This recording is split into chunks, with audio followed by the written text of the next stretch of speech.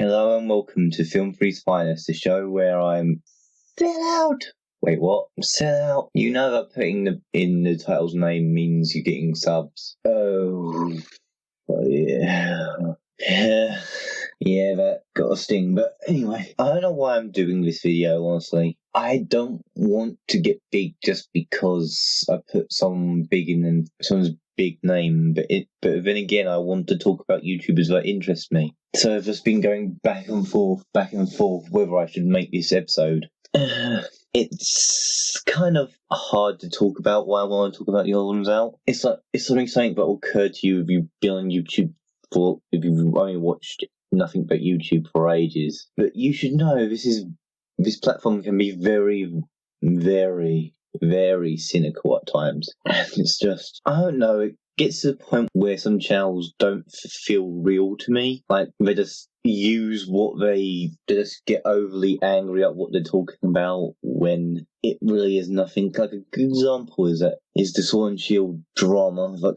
Like, you have people still to this day complaining about Sword and Shield, and still to this day, those same people will never talk about what the good stuff they added in Sword and Shield. And while I am using Sword and Shield drama as a bounce board, it's kind of hard to figure out why are you talking about Sword and Shield in this episode about odd1sout. I'm getting to it. It's just people tend to not feel as real on YouTube anymore. Like, usually when you get a channel, when you find a new channel, it's usually either they're all nice or they're all horrible. It doesn't feel real at all. Like, people don't have I've never encountered a person that just has bad feelings and stuff, and I never encountered a person that just has good feelings and stuff. Like, it's that cynicism that I really hate about YouTube. Really hate sometimes. Well, sometimes I still love YouTube, but it's just the landscape is so cynical.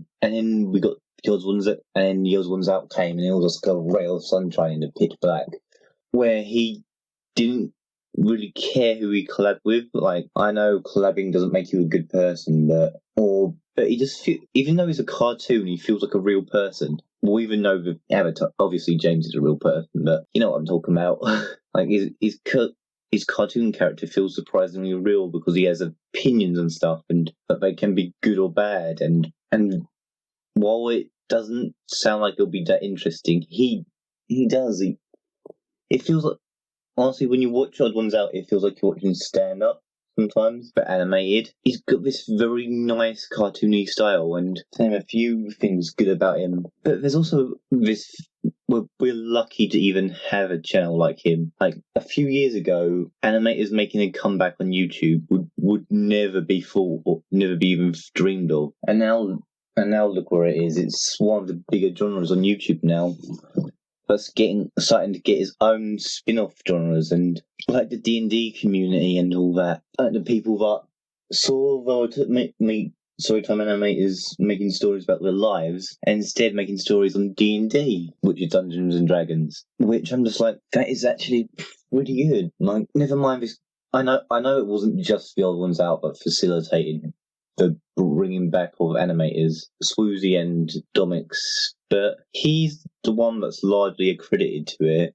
I think there's some truth to it as well. Like, yeah, this guy is just a huge inspiration to me. Like, he didn't single-handedly, but he brought back a dead genre, a genre that I loved on old YouTube. Like, it was the algorithm that really took old animations out, but now the new animators have kind of got this new compromise animation. Oh yeah, you took out the old animators because it was what they were doing was too complicated to get money off of. So new ones simplified, and the new ones make simpler versions of. And here's the thing: that's a thing in design where you make something simple. Like, while I like Ego Raptor, his designs when drawn were kind of complicated because it was copying games, sometimes Final Fantasy and all that, so it would take longer. Now, this Storytime animators kind of get flack, which I do not understand and do, because they're technically not animators, and my reply to that is animation is just drawings giving the illusion of movement. They don't have to be wavy arms. They just have to give the illusion. Like, of movement. Like if I put my arm up and then move and put it to the side, and look, film through will do it. Your mind will fill in the blank, but he would have went all the way down to fulfill that action. So, and it's just such a unique community that spawned from his work.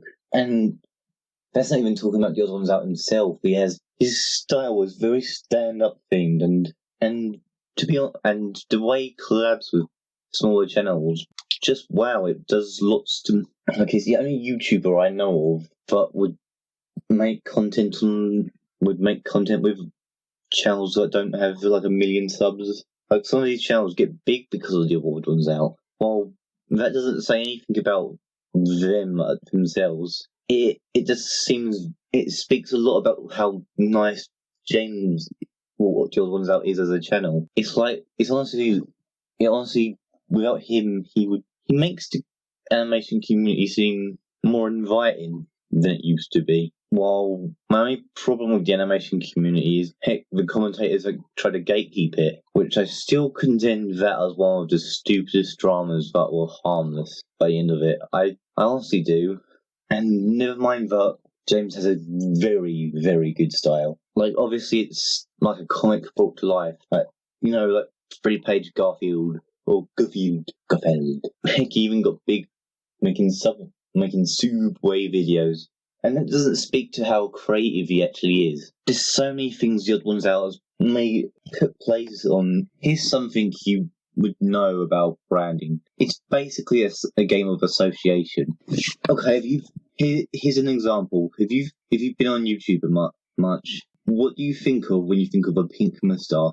If you said Markiplier, then you're right. What do you think of when you think of a blue fist? If you were slightly older, that would be. If you're newer to YouTube, that'd be confusing. But if you're older, that would make you think of old PewDiePie. Now, here's an even more obvious one: a green eye, Jacksepticeye. Now, in YouTube, it helps to have a color that helps you with branding. Every YouTuber, all the bigger YouTubers have it. Like Skylar's Minecraft and Miss San have yellow colours to represent the channel. With Sky had the gold ingots, which he called butter. But the odd1sout doesn't really have a colour. Like, at the very most, you could say that blue is his colour, and all that light shade of blue he has on his character is his colour. And I would say, not really. That's just shading. His characters are iconic in their own right. Yeah, it's kind of odd, like how creative the design. Well, I say creative, but they're marshmallow people. But they look good and represent, well, the odd1sout well. Like, I can even give examples for myself. Is you see the hearts of Film 3 trying to get association with hearts. It helps them. But the odd1sout has his characters. His characters stand up on their own without branding, and I just think that's neat. Never mind the genuinely creative things he does to get his channel I'd say it's one of the most creative on YouTube, and that's said from the guy that has a monster with, is it 5 now? Monsters inside him, or 5 other monsters inside him. Oh yeah, I should probably talk about that. Maybe later. Anyway, you've probably seen him around the video, so not in a rush to give him away. There's only like two that's unseeable on the inside of Film 3. What do you mean? You keep saying he's so creative, but you don't say how he's so creative. Well, first of all, marshmallow people, easy to draw and iconic in their own sense. But not just that, like, just little things, like the things he did for approximately 2 videos. His subscriber milestone, he got a sprinkle for every subscriber. And heck, that is very creative. Like we saw how many, 1 million sprinkles, and that was one of the funniest videos I watched with the odd1sout. And never mind that he sprinkles in some educational content for the kiddies, and then he did a reaction to Bavine Brothers reacting to him. His content is so different to everything else on YouTube. And it's not the bullshit on everything else on YouTube. It's just astounding to me how different this channel feels from everything else on YouTube. Anyway, if you've got the time, check the other ones out. Hey, and I'll see you next time with another channel to recommend. See you in the next one. I never know how to end videos well.